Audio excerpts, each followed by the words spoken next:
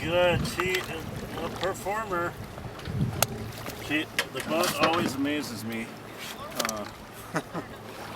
Yeah, it's just so stable. Yeah, and it was a nice water level, for overall. It's nice, we started off with higher water and then went to lower water. And, yeah. Lowish water, but constant flows, and that's always nice. Easy for parking. Yeah. Love the old boat. This is I think my 6th trip with this boat. So it's kind of wild. Yeah. But yeah, something about her keeps bringing me back. I know Greg has told me that, he has to take numbers or draw straws sometimes to see who gets to ride on Sandra. And, that was never an issue. With the numbers on this trip, it was a full trip, but folks at least wanted one day in her. And then there were a couple folks that were like, if you have any extra room, I'd love to ride in her again. And there was an older woman, Sandy, who just had the enthusiasm, but I was a little concerned about her riding on a boat through lava. And so I expressed that with her, and you could see her lower lip coming out like, oh, I really want to ride on that boat. And I just, how can you say no? I just said, we'll make it work. And it worked out great. And, I like the serendipity with folks' dynamics, when it just comes together. And it helps the boatman out too.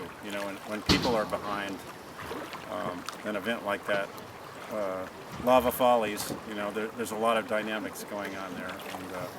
And another cool thing I noticed about Lava Falls on this trip was we got to run it with oars, the company oars, and there were some dories there, and our passengers were intrigued by the dories. And I've rowed a number of dory trips over the years, but the comments that we got from the dory boatmen about this boat was really cool. They were very respectful, and they look at a boat this small and just say, what happens to a boat like that in a rapid like Lava Falls? And I said, she's a stable boat. I mean, the brilliance of Nevills' design, I think, is the width of the boat. At this portion, when I was restoring this boat, the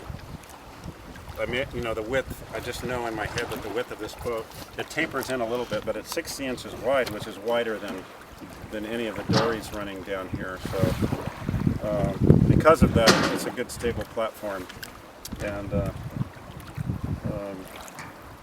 good safe boat,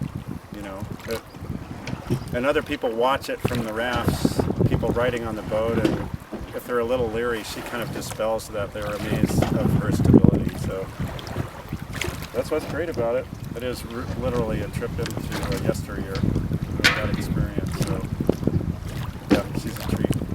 Thanks to Greg. He for whatever reason, trusts me with it. So Yeah. with the old girl. Yeah, and you can feel the love in this boat that Greg puts into it. I mean, just all his extra little appointments, the padding and. The thing about it is the catalyst it is, I think, for the rowing trips, for the passengers. I don't think everyone signs up for the trip, just because Sandra's on the trip, but there was a lot of comments from folks about Sandra and the Nevills. Yeah,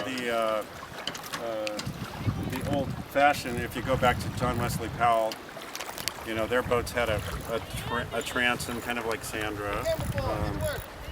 Small transom, much narrower boats, different hull shape,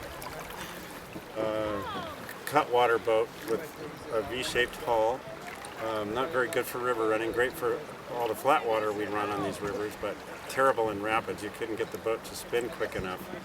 So they were backing through, and when we do a backwards entry nowadays, we call it poweling, where you're backing in with your back facing downstream. So Nat Galloway comes along, and other river runners like Bert Loper, and figure out if you spin the boat around and face the transom downstream and row upstream against the current, it's in effect lowering yourself through the rapid.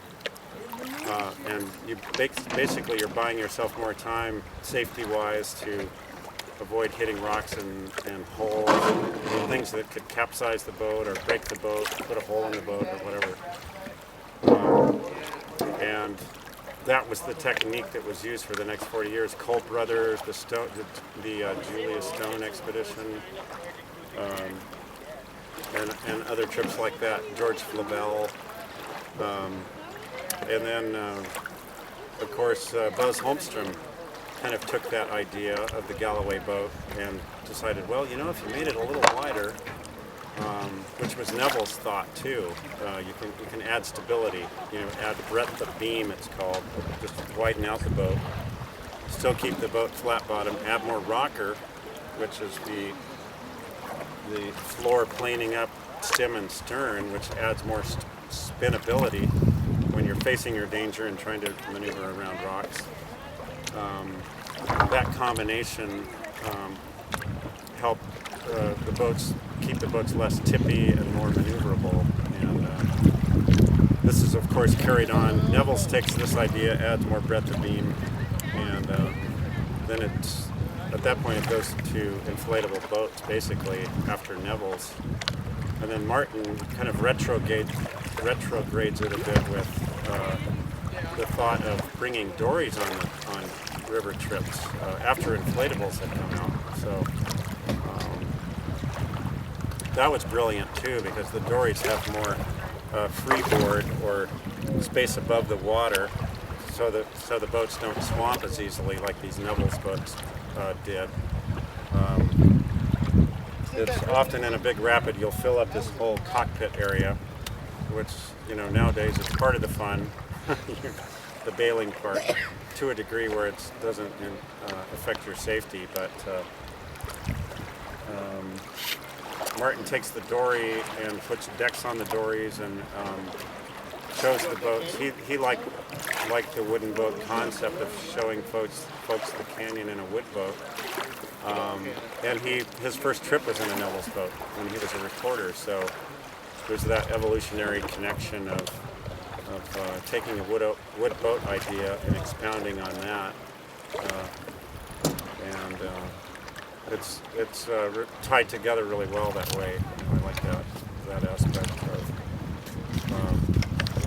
Not only did Nevills start commercial river running and make the public realize that it was actually a semi-safe way to travel and go on an expedition, but it wasn't this danger river concept so much anymore. Yeah, kudos to Nevills for starting it.